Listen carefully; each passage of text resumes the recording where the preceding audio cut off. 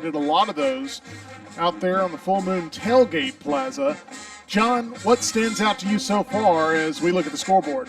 Yeah, some teams are off. Some games have been canceled depending on where the games take place because of the hurricane. Obviously, we've had a lot of rain here that has led to an interesting first half. But when it comes to the region, the biggest game, I think, outside of this one, Parker and Hoover taking on each other. Parker, the only team ranked ahead of Clay-Chalkville in Class 6A in the Alabama Sports Writers Association poll.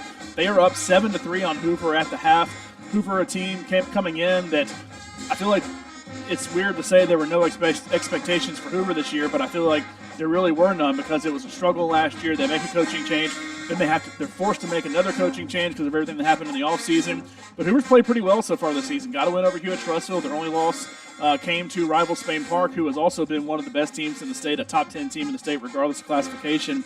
But Hoover down 7-3 at the half. The team that's right behind Clay-Chalkville there in the rankings is Spain Park. They are down 17-14 at the half to James Clemens, a team who could potentially win Region 4. Don't forget the playoffs are a little different this year, so typically it's been Region 3, Region 4 playing each other in the playoffs. So, James Clemens, depending on where they finish, could be on the total opposite side of the bracket from where a team like Thompson could be, depending on where Thompson finishes within the region, and Hoover as well. Auburn and Central Phoenix City, the two teams that are by far the best in Region 2, have had both their games canceled. Moody was supposed to play Auburn down at Auburn. It got canceled because of the hurricane, and Central and IMG was canceled as well because of the hurricane. Hewitt-Trussville, they're taking on Pinson Valley. Pinson, the rival of Clay. Clay has two rivals, and it is these two teams. Hewitt has decided we don't want to play Clay-Chalkville anymore, so Clay has become the rival of Thompson instead. They have, however, picked up Pinson Valley, the other rival there, in kind of that three-team area, and Hewitt-Trussville is dominating Pinson Valley 38-0. Pinson really hasn't been the same since the Nix family left and went to Central Phoenix City. Obviously, we've seen the success they've had down there. I think everybody else in the region is off. No, Hillcrest is not off. They're playing Hueytown. Clay destroyed Hueytown early in the season, and Hillcrest is up 14-7, trying to rebound from what was not a very good region start for them. Hillcrest will be the only other road game left for Thompson coming up this season. I think that is it. I think for the most part, the rest of the teams are off. Once again, Clay-Chalkville leading 7-0 after two quarters played here in Alabaster. I have to ask, which has been the more intriguing matchup for you? Because I could see the argument either way. Is it Thompson's offense versus this Clay-Chalkville defense, or is it Clay-Chalkville's offense versus the Thompson defense? Because it's been compelling throughout, even though it's been a very low-scoring affair. Clay moving the ball doesn't surprise me. Clay has always had an incredibly athletic offense. They've always been a high-scoring offense. They're averaging 44 some odd points this season. But the defense has been really good, and they're doing really good right now. They haven't given up a point in the last three games, counting this one, and still haven't done so. And only given up 14 total points this season. But I did expect a little more from this offense. It's been interesting to see how well they've done at stopping the run after the run game has been there so well for Thompson this season.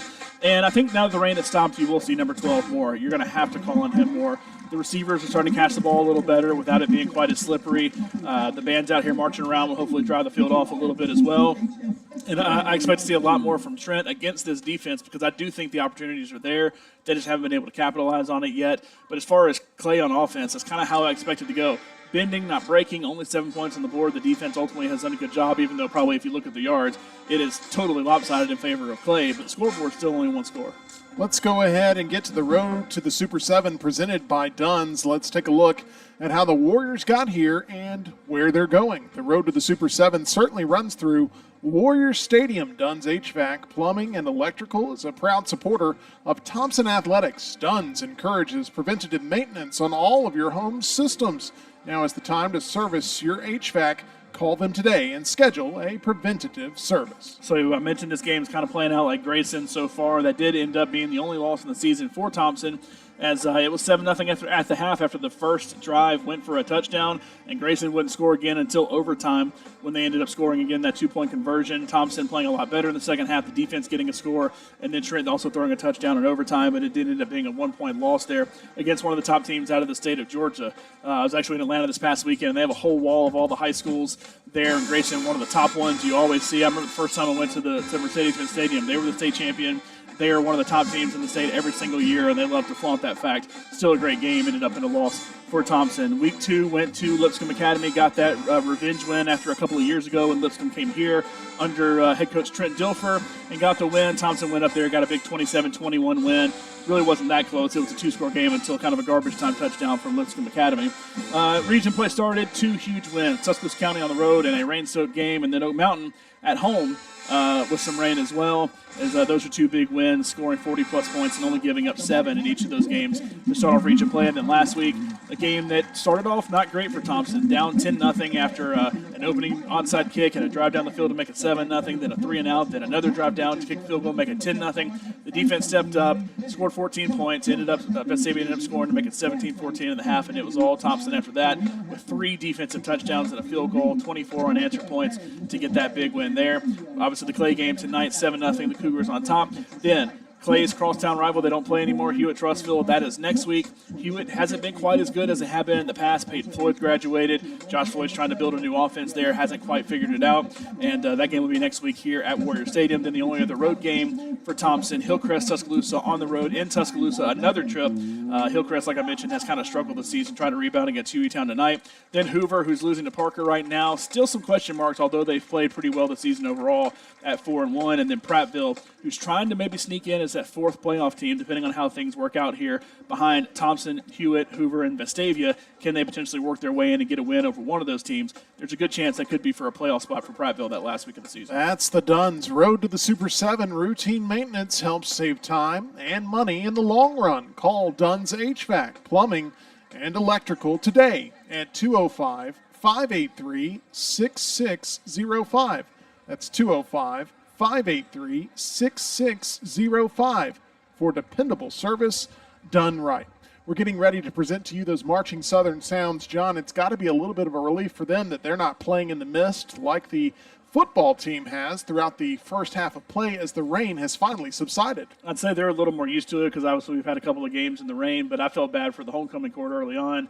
I know everybody gets dressed up, and it's such a great time for all those young ladies that were on the court, and I didn't hear who won when they announced it, but having to walk through the rain, finally got the umbrellas out there as it started coming down towards the end there. I hate it for them, but the band, they've played in the rain. They kind of know what it's like, so I think they're well-versed for playing in the rain, but luckily it stopped, and we can just enjoy the show without having to worry about the rain. Let's talk about the air, and that is the air game that we hope to see from Thompson here in the second half. Do you think the passing game is going to open up for Trent Seaborn? I think it will. I think there were a couple of bad drops with some pretty good passes. And you had a no call on one big play that could have potentially been a pass interference. It was a good pass from Trent. You had a couple of passes go in and out of the hands. You could tell that it was just slipping right through. The ball was slippery.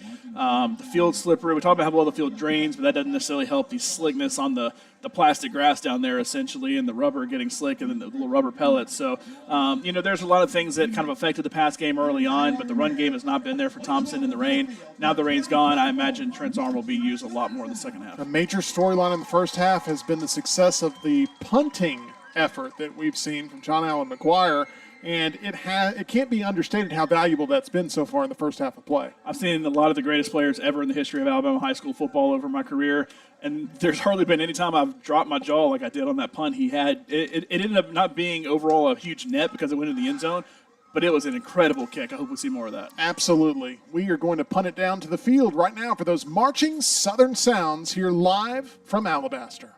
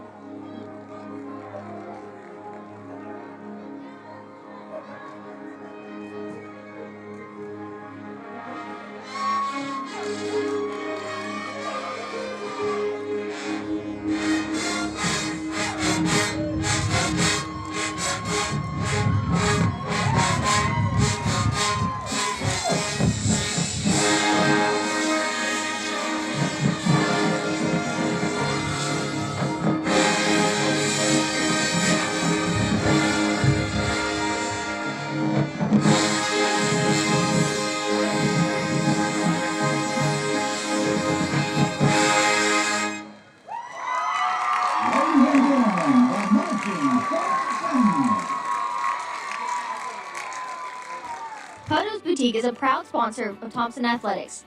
Ladies, are you looking for casual and cute outfits, accessories, or the newest fashion trends? Podos has you covered. Follow us at Podos Boutique on Facebook and Instagram, or stop by our store on Highway 31 in Calera. I'm Dr. Michael Patterson, orthopedic surgeon specializing in sports medicine. I've been fortunate since I've been an Alabaster to be the team physician for Thompson High School. Been there 14 years. Basically take care of the athlete, and that includes ankle sprains to shoulder injuries to neck and back injuries that occur during sports. We also have training room out at those schools. We're there to evaluate their injuries and make sure they can safely return to sports, and we try to provide, again, the best care anywhere in the country at Thompson High School. Go Warriors!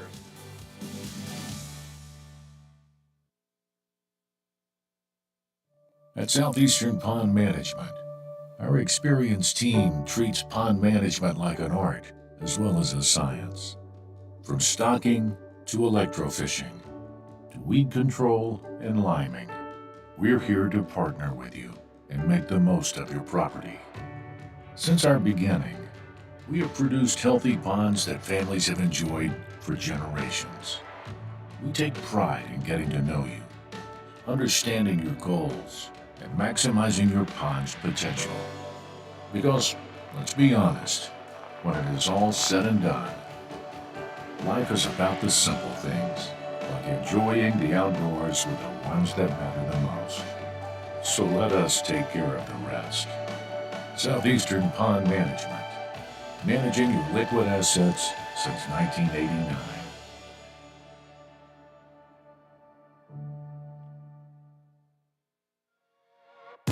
The Thompson Warriors know that to ride in style, you must have a clean ride. That's why the Warriors use Mark 1 Car Wash, home of the Unlimited Wash Club. Wash your car every day for one low monthly price. Mark 1 has 7 convenient locations to help you save money and drive clean. Great supporters of the Thompson Warriors, stop by Mark 1 Car Wash today. At Dunn's HVAC Plumbing and Electrical, we know how hard it is to find a dependable company you can trust. The time-consuming effort can be frustrating and overwhelming. We believe what matters is getting back to what's important to you. Dunn's HVAC Plumbing and Electrical is built upon honesty, integrity, and also trust. We are your local choice for all your HVAC plumbing and electrical needs, serving Calhoun, Jefferson, Shelby, and surrounding areas. Visit our website at callduns.com to schedule your appointment for dependable service done right. Chick-fil-A, the inventor of the chicken sandwich, has reinvented breakfast. The new Egg White Grill has citrus grilled chicken, fresh egg whites, and American cheese, all served on a toasted multi-grain English muffin. Chicken for breakfast. It's not as crazy as you think. Chick-fil-A, a proud partner of the Thompson Warriors. Back inside Warrior Stadium, just about ready for kickoff of the second half. Clay-Chalkville with a 7-0 lead. And John, interesting first half. First downs, Clay-Chalkville with 10, Thompson with 3. We were 0 for 5 on third down. Yeah, look, when it comes to this game, really that first drive is everything for Clay-Chalkville. They moved the ball right down the field. 80 of their 146 yards was on that drive and ultimately led to a score. Thompson, meanwhile, only 63 yards with only 6 yards rushing.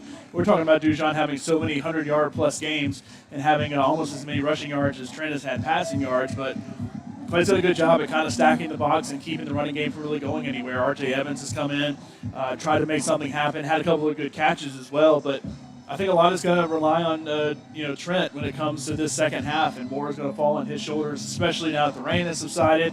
I imagine with a little bit of play, there at the end of the first half with the rain subsiding and the band's out there, hopefully the field's dried off a little bit. Christina mentioned how these fields drain a lot better than a normal grass field would, but the time of possession as well, almost 16 minutes for Clay-Chalkville, and